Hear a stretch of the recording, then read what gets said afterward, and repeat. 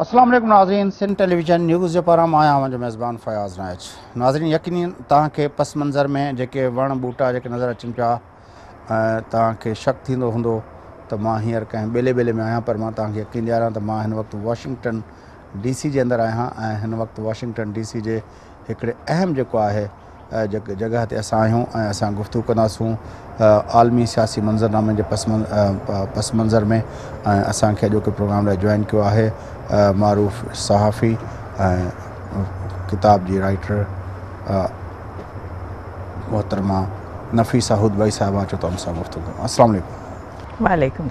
नफ़ीसा हुदवई साहिबा, पहले तो ये जिस जगह पे हम बात कर रहे हैं इसका तो थोड़ा बताएं, हम कहाँ बैठे हुए हैं, क्योंकि लोग तो मानेंगे नहीं कि हम वाशिंगटन DC के अंदर हैं।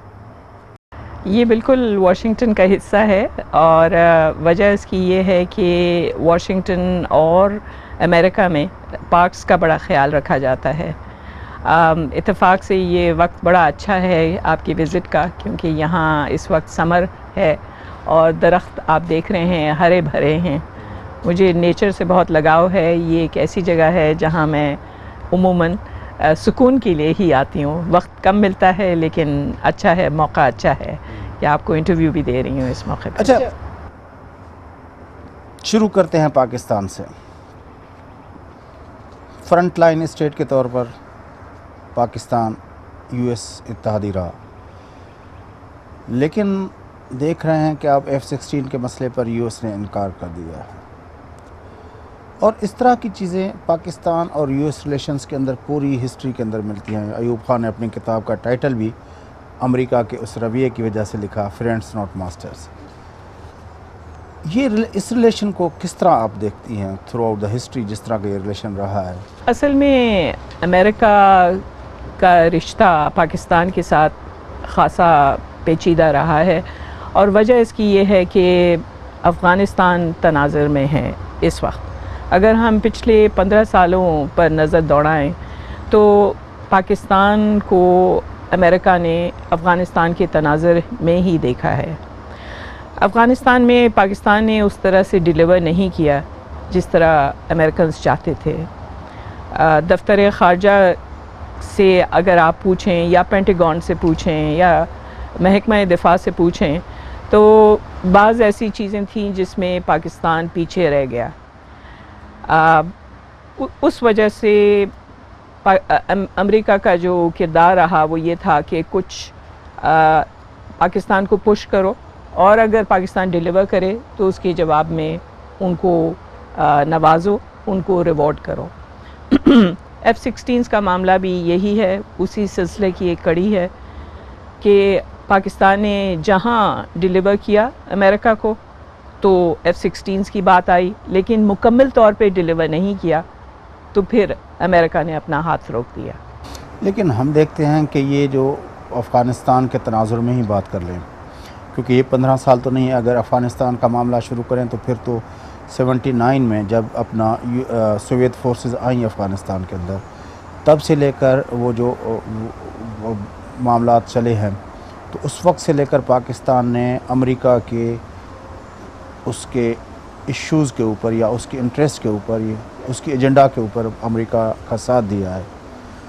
तो उस हिसाब से पाकिस्तान, आपके ख्याल में पाकिस्तान ने जितनी कीमत पे की है उतना दिया गया है पाकिस्तान को? असल में अगर देखा जाए तो पाकिस्तान के अंदर मिसमैनेजमेंट बहुत रही है और पाकिस्तान के अपने मफादात अमेरिका के मफादात से बहुत मुख्तलिफ हैं।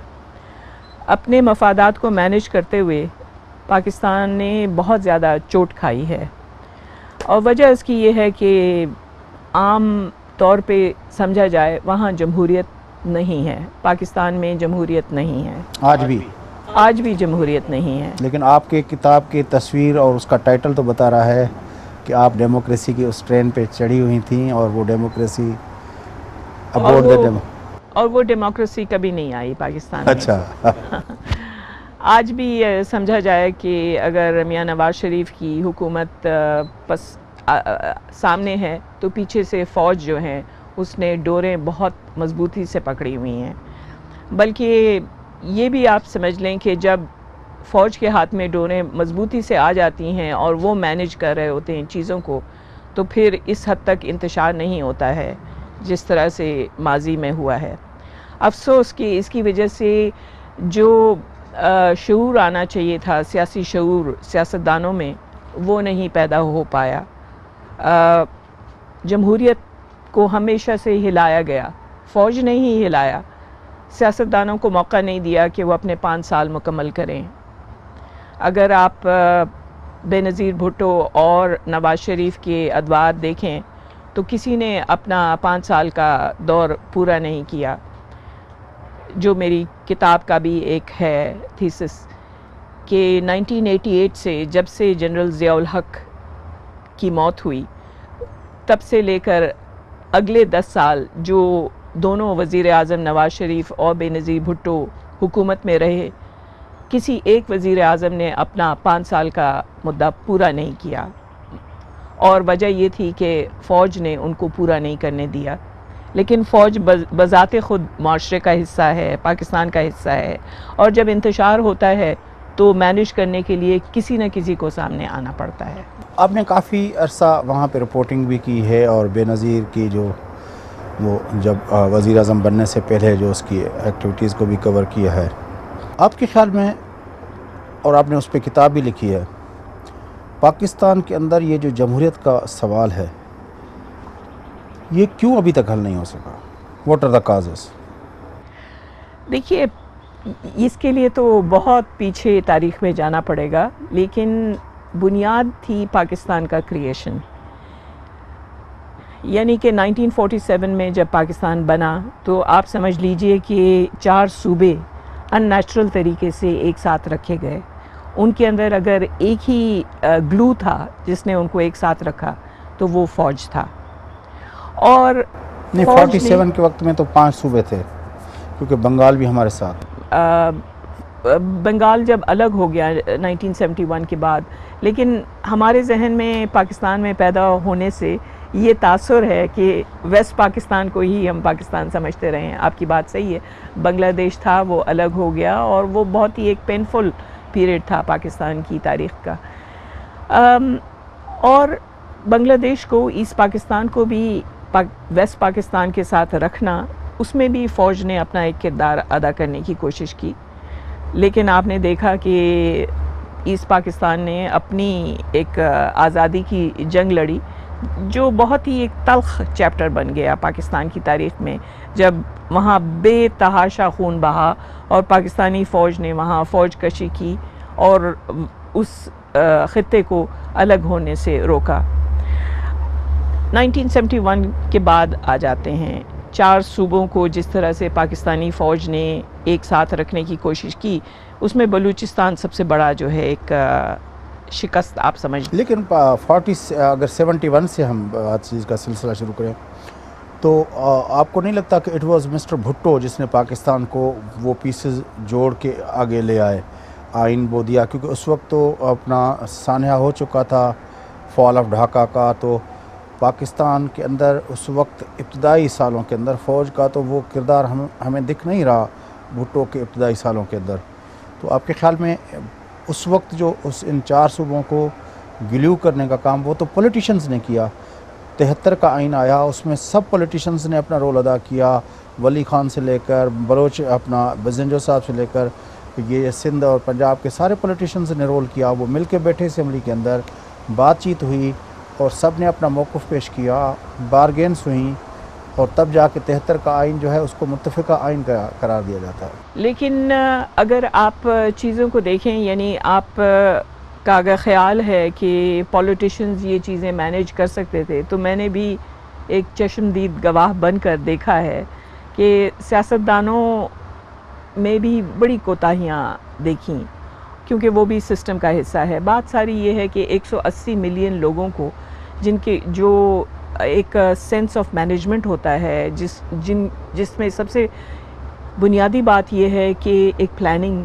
کا ایک کانسیپٹ ہونا چاہیے، جو نہ تو سیاستدانوں کے پاس ہے نہ تو فوجیوں کے پاس ہے۔ اگر آپ کو ملک کے بارے میں سوچنا ہے اور اگر آپ کو اصل جمہوریت چاہیے تو پلاننگ کے بغیر جو ہے وہ کوئی چیز ممکن نہیں ہے. یعنی چین میں بھی آپ دیکھ لیں کہ ایک بچہ خاندان میں جب ہوا، اب تو خیر چین نے کچھ لچک دکھائی ہے، 2 بچوں لیکن کا جب پاپولیشن کو انہوں نے ایک طرح سے کنٹرول میں کیا تبھی وہ جو ہے ایک عالمی سطح پر جو ہے ایک قوت کے طور پہ ابھرے ہیں. تو کسی نہ کسی سطح پر حکومت ہو یا فوج ہو، وہ جب تک جو ہے منصوبہ بندی نہیں کرتی خاندان کی بھی اور دیگر فیکٹرز کی، تعلیم، صحت وغیرہ کی، تو جمہوریت تو پنپ نہیں سکتی. اچھا، پاکستان کے اندر جو جس طرح کے اپنا ویو پوائنٹس شیئر کیے جاتے ہیں، کہتے ہیں کہ پاکستان کے اندر جمہوریت نہ پنپنے کا ایک سبب امریکن انٹرونشنز ہیں. ان کے انٹرسٹ کی وجہ سے ان لوگوں نے ایوب کو سپورٹ کیا، ضیاء کو سپورٹ کیا، مشرف کو سپورٹ کیا، جس کی وجہ سے پاکستان کے اندر جمہوری لوگوں کا، جمہوری پارٹیوں کا، جمہوری قوتوں کا جو پلڑا تھا وہ اتنا بھاری پن اپنا نہ دکھا سکا. بات ساری یہ ہے کہ اس میں بھی کسی حد تک اگر سچ ہے تو وہ آدھا سچ ہے. یعنی کہ کیونکہ معاملات اتنے پیچیدہ ہیں، بہت آسان ہے سیاسی پارٹیوں کے لیے کہ وہ امریکہ کے اوپر سارا ملبہ ڈال دے. امریکہ ظاہر ہے اپنے مفادات دیکھتا ہے. امریکہ ایک جائنٹ سپر پاور ہے جو اپنے مفادات دیکھتا ہے، اور وہ جیسے میں نے ابتدا میں کہا، اگر پاکستان اس کے مفادات کے ساتھ ساتھ چلتا ہے تو وہ اس کو اس کا ریوارڈ دیتا ہے. اگر وہ مخالفت کرتا ہے تو پھر وہ اس کو لائن پر لانے کے لیے مختلف حربے استعمال کرتا ہے. پاکستان کے سیاستدانوں نے بھی ایک سیاسی انداز میں ہر چیز کا الزام امریکہ پہ ڈالنے کی شروع کیا، جس کی وجہ سے جو حقیقت ہے، جو سچ ہے، وہ کسی حد تک ڈسٹورٹ ہو جاتا ہے. معاملات بہت پیچیدہ ہیں. ظاہر ہے امریکہ کے اپنے مفادات کی وجہ سے پاکستان کے بھی مفادات متاثر ہوئے ہیں. پاکستان مینیج نہیں کر پایا ہے. ہزاروں لوگ جو ہیں وہ ہلاک ہو گئے ہیں پچھلے 15 سالوں میں. غربت بڑھی ہے، مسائل بڑھے ہیں، لیکن یہ مس مینجمنٹ کے نتیجے میں. میرے خیال میں ایک وقفہ لیتا ہوں، اور وقفے کے بعد آ کے میں آپ سے معلوم کرنا چاہوں گا کہ آپ نے وہاں سے بھی چیزوں کو دیکھا ہے، یہاں سے بھی چیزوں کو دیکھا ہے. تو یہ جو امریکن انٹرسٹ کی بات ہے، اگر امریکن پوائنٹ آف ویو سے ہی دیکھا جائے تو واقعتاً امریکہ کی ریاست نے یا اس کی مختلف سکسیسو گورنمنٹس نے وہ ان کے مفادات کے مطابق کام کیا ہے، یا وہ ان کی جو فارن پالیسی کے جو انیشیٹوز تھے وہ آج ان کے گلے پڑے ہوئے ہیں. اس پہ میں بات چیت کرنا چاہوں گا ایک وقفے کے بعد. ناظرین، گفتگو جو سلسلو جاری رہندو، وٹھوں تا ہکڑو وقفو، واپس اچي پروگرام کي اڳتي وڌائڻ سان گڏ رهجو.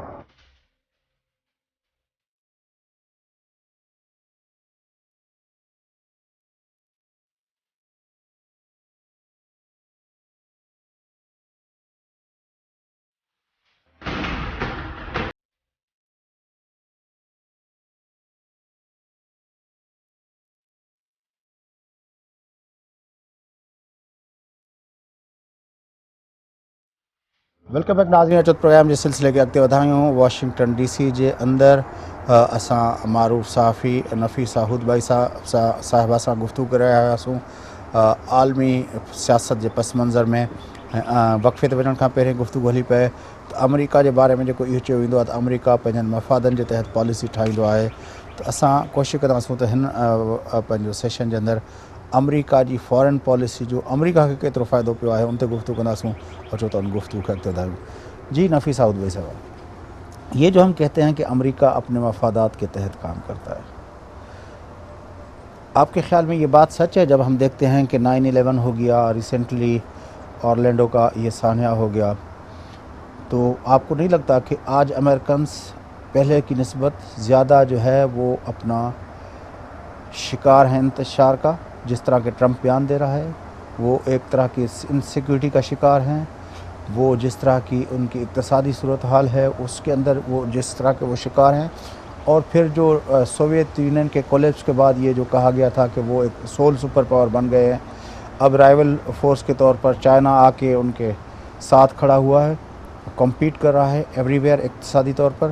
اور ایک نیا بلاک، مختلف بلاکس جو ہیں وہ دنیا کے اندر ابھر رہے ہیں، تو آپ کو نہیں لگتا کہ ایک گریٹ فیلیور ہے امریکن فارن پالیسی؟ ظاہر ہے امریکہ نے وہ کامیابی حاصل نہیں کی. خارجہ پالیسی کے لحاظ سے سمجھا جاتا ہے کہ اوباما کے دور میں بہت غلطیاں کی گئیں. حالانکہ صدر اوباما کا خود کا کہنا ہے کہ یہ ساری غلطیاں صدر بش کے زمانے میں شروع کی گئیں. عراق میں جانا بقول ان کی ایک غلطی تھا کیونکہ اوباما نے بھی اس کی مخالفت کی تھی. ہلری کلنٹن نے تو خیر حمایت کی تھی، لیکن جو پروگریسوز تھے اس ملک میں انہوں نے اس کی مخالفت کی. اب اس کے بعد آپ بھی جانتے ہیں کہ جو مسائل پیدا ہوئے، شام کا مسئلہ جو ہے وہ امریکہ کے گلے پڑ گیا. صدر اوباما چاہتے تھے کہ ان کی لیگیسی میں وہ پریزیڈنٹ کہلائیں جنہوں نے فوجیں واپس بلائیں امریکہ، نہ کہ جنگ کو طول دی. ایسے میں جتنا پریشر ان کے اوپر پڑا ریپبلکنز کی طرف سے اور رائٹ ونگرز کی طرف سے کہ آپ فوجیں بھیجیں، گراؤنڈ فورسز بھیجیں شام میں، اس کو انہوں نے ریزسٹ کیا اور انہوں نے زیادہ تر ایریل سٹرائکس پر جو ہے انحصار کیا، کیونکہ وہ نہیں چاہتے تھے کہ امریکن فوجیں جو ہیں وہ کھینچی جائیں کسی جنگ میں. لہٰذا افغانستان کے لیے بھی انہوں نے ایک ٹائم لائن دیا کہ کب فوجوں کو واپس نکالیں گے. اس سال مجبوری کے تحت وہ 10,000 فوجیں انہوں نے چھوڑ دی ہیں افغانستان میں، لیکن اس سال کی آخر تک میرا خیال ہے وہ کوئی 5,000 ہو جائیں گی. لیکن آپ کو پتہ ہے کہ سابق جو ڈپلومیٹس تھے اور فوجی ماہر تھے ان لوگ سب نے مل کے اوباما کو ریکویسٹ کی ہے کہ 10,000 تک ان فوجیں رہنے دیں. جی ہاں اوباما کی سب سے بڑا ان کے لیے مسئلہ یہ ہے کہ وہ کبھی نہیں چاہتے تھے کہ وہ ان کے لیے افغانستان ویتنام بن جائے. جس طرح سے رشینز کو کھینچ کر اور رشینز کو خشک کر دیا، اس کے بعد سوویت یونین کولیپس ہو گیا، آپ کو بھی پتہ ہے 1991 میں. امریکنز کے لیے بہت مشکل تھا کہ جب انہیں عراق میں بھی اتنا مخالفت کا سامنا ہے، افغانستان کی صورتحال میں بھی کوئی بہتری خاص نظر نہیں آتی ہے، تو مزید فوجیں بھیجتے جائیں. یہاں معاشی طور پہ بھی جو ہے اس کے بڑے اثرات ہوئے ہیں. لہٰذا آپ سمجھ لیجئے کہ یہ تمام غلطیاں جو ہیں وہ شامل ہوتے ہوتے اس موڑ پہ لے آئی ہیں کہ جب اب داعش سب سے بڑا خطرہ بن گیا ہے امریکہ کے لیے. اور یہ اورلینڈو فلوریڈا میں جو تازہ حملہ ہوا ہے، میرا خیال ہے اس وقت یہ اوباما دور کے لیے، میرا خیال ہے اس وقت یہ صدر اوباما کے لیے ایک بہت بڑی جسے کہتے ہیں شکست کی نشانی ہے، جس کو مختلف لوگوں نے اور ریپبلکنز نے اٹھایا ہے اور کہا ہے کہ ہمیں زیادہ فوجیں بھیجنی چاہیے تھی شام میں تاکہ داعش جو ہے اس کو مکمل طور پر ہم ختم کر سکیں. صدر اوباما نے اس کو کچھ چینج کرنے کی کوشش کی، اس کا رخ تبدیل کرنے کی کوشش کی. ان کا یہ کہنا ہے کہ گن کنٹرول کا معاملہ جو ہے اس پر ہمیں فوکس دینا چاہیے تھا، کیونکہ آپ بھی جانتے ہیں یہاں گنز کتنے فراہم ہیں. لیکن یہ اوباما کی جو 2002 کی اپنا کیمپین تھی گنز کنٹرول، اس کا بھی حصہ تھا. جی ہاں، بالکل اس کا حصہ تھا. امریکہ میں اس وقت جتنے ویپنز اسلحہ فراہم ہے کسی بھی ڈیولپ ملک میں اس حد تک آپ گنز نہیں حاصل کر سکتے ہو، اور جتنے مرڈرز اس کے نتیجے میں ہوتے ہیں کسی بھی ڈیولپ ملک میں نہیں ہوتے. تو ظاہر ہے انہوں نے اس معاملے کو اس کے ساتھ نتھی بھی کر دیا ہے. تو آپ کے خیال میں یہ جو سارا جو آپ بتا رہی ہیں، تو اس سے تو یہ ثابت ہوا نا کہ امریکہ جو ہے وہ اپنے انٹرسٹ کی خود بھی وہ اپنے انٹرسٹ کے لیے کام نہیں کر رہا، اس نے اپنے لیے ہر طرح سے مسائل پیدا کر دیا ہے.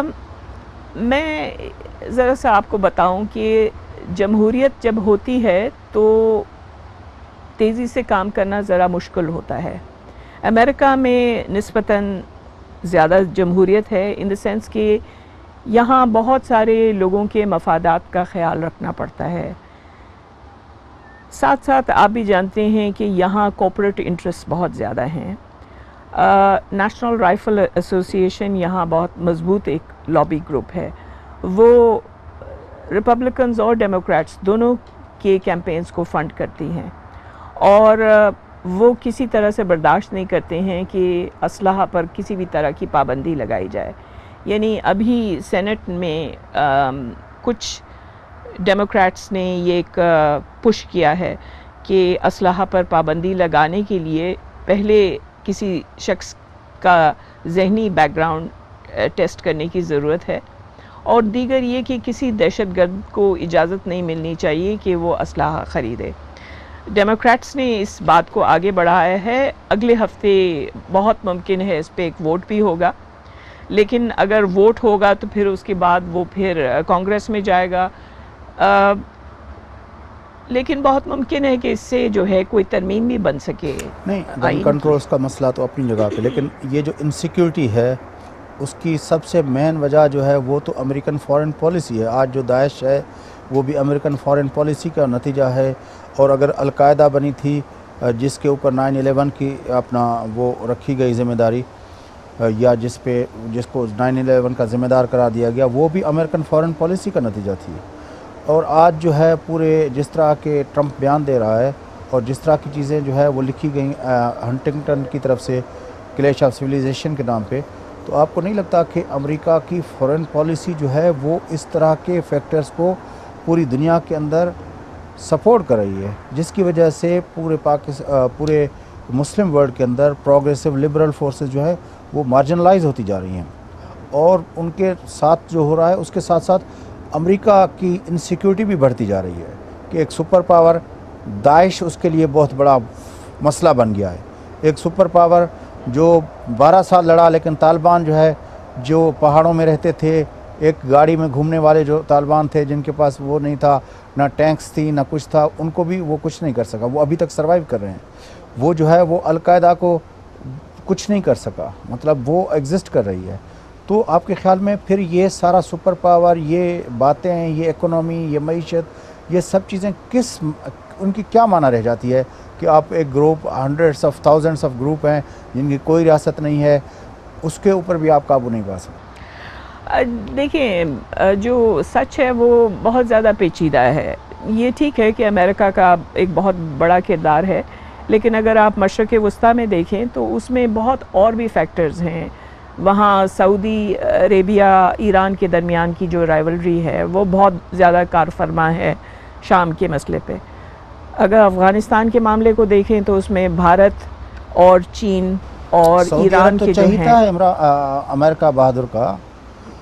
وہ جب 9/11 ہوا تھا تو جب اپنا سب ایئرپورٹس پہ باہر جانے کی پابندی لگائی گئی تھی، کچھ فلائٹس گئیں وہ سعودی عرب گئیں، اور وہ اسپیشل جو ہے وہ اس وقت کی بش گورنمنٹ نے اسپیشل پرمیشن دی وہ سعودیز کو نکالنے کے لیے. تو سعودی تو امریکہ کا چہیتا ہے. وہاں سعودی عرب کے اندر جو کچھ ہو رہا ہے، اتنے عرصے سے امریکہ نے اس کے انٹرسٹ کو سپورٹ کیا ہے. تو مطلب اس طرح کلوز الائی بھی اگر وہ اس امریکن انٹرسٹ کے خلاف آپریٹ ہو رہا ہے تو پھر تو امریکہ کی فارن پالیسی بالکل ہوا پہ کھڑی ہوئی ہے. جی ہاں، اور اصل چیز ہے معاشی مفادات، کیونکہ امریکہ کے اندر مختلف مفادات ہیں. تیل کے خاطر سعودی عرب کے ساتھ بہت قریبی روابط رکھے گئے ہیں، اور ان کی بہت ساری جو انہوں نے کارروائیاں کی ہیں جس میں ایک طرح کا ایک لنک بنتا ہے 9/11 کے ہائی جیکرز کے ساتھ، اس میں بھی لا تعلقی کا اظہار کیا گیا ہے. تو اس کا مطلب یہ ہے کہ جب بہت زیادہ معاشی مفادات ہوتے ہیں تو ملک کے اندر بھی ایک طرح کا آپ سمجھ لیجئے کہ ایک سوچ نہیں ہوتی ہے، اور اس کی وجہ سے ڈیموکریٹس ریپبلکنز جو ہیں وہ بہت مختلف سوچ رکھتے ہیں. یہ معاملات کیونکہ اتنے پیچیدہ ہیں اور کیونکہ امریکہ کے مفادات کے حصول کے لیے اتنے مختلف طریقہ کار ہیں، لہٰذا امریکہ نے وہ حاصل نہیں کیا، وہ نصب العین نہیں حاصل کیے جس کے لیے جیسے کہ آپ بتا رہے تھے کہ وہ حاصل کرنے جا رہے تھے. اچھا، آج کی جو امریکن فارن پالیسی آپ کے خیال میں اگر مڈل ایسٹ اور ساؤتھ ایشیا کے تناظر میں دیکھا جائے تو آپ کے خیال میں وہ اس کے اندر ایک بڑی شفٹ آ رہی ہے؟ سعودی عرب سے تہران کی طرف وہ جا رہے ہیں، پاکستان سے ہندوستان کی طرف جا رہے ہیں. آپ سمجھتی ہیں کہ اس طرح کا جو ایک طرح کا ڈسکشن ہو رہا ہے؟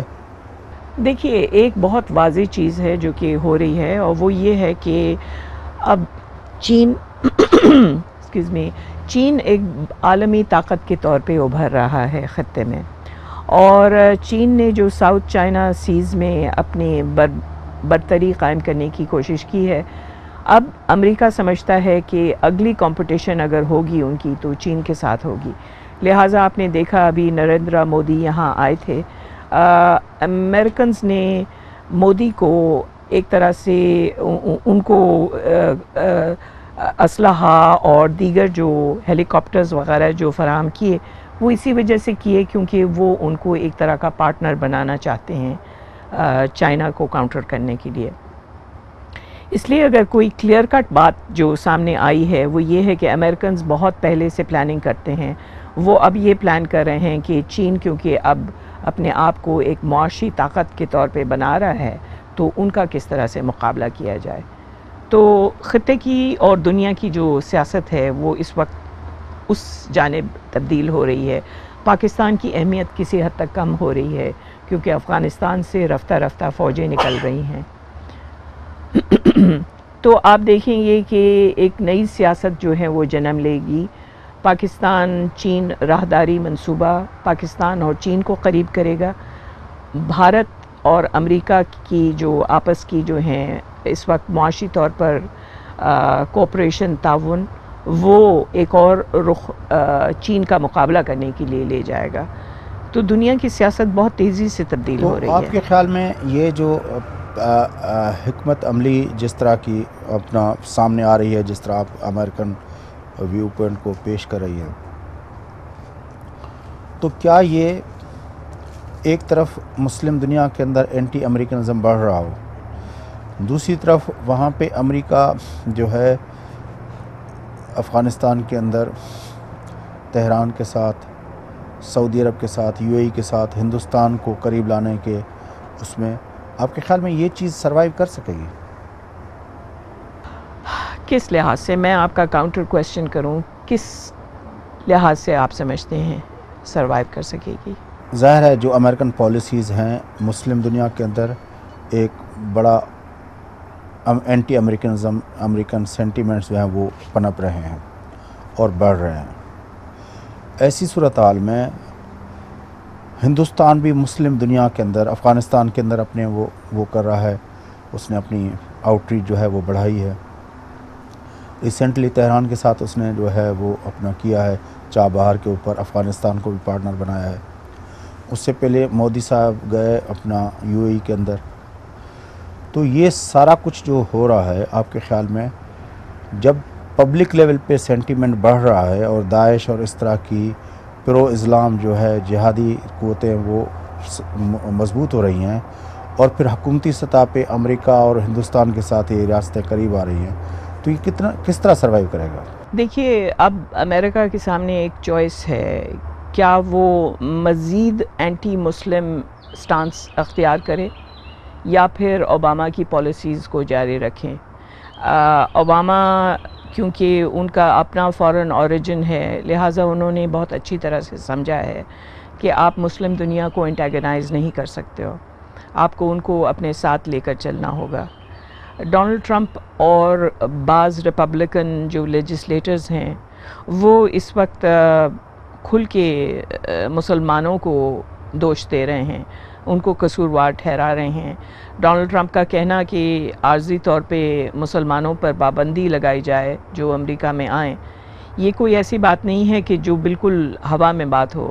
بہت سارے یہاں لوگ ہیں، ان کے ووٹرز ہیں جو باقاعدہ ان کی حمایت کرتے ہیں اور سمجھتے ہیں کہ اصل مسئلہ مسلمانوں کے ساتھ ہے۔ تو ایک طرف آپ کا کہنا ہے کہ مسلمان دنیا جو ہے وہ سفر کر رہی ہے، دوسری طرف عمر متین جیسے لوگ جب ان کے اندر جو غصہ پیدا ہوتا ہے امریکہ اور امریکن پالیسی کے خلاف، تو وہ جتنا انتشار یہاں پیدا کر سکتے ہیں، یہ بھی اس ملک کے لیے جو ہے مختلف ریاکشنز پیدا کرتا ہے، اور اب امریکہ کو فیصلہ کرنا ہوگا کہ وہ کس طرف جائے گا۔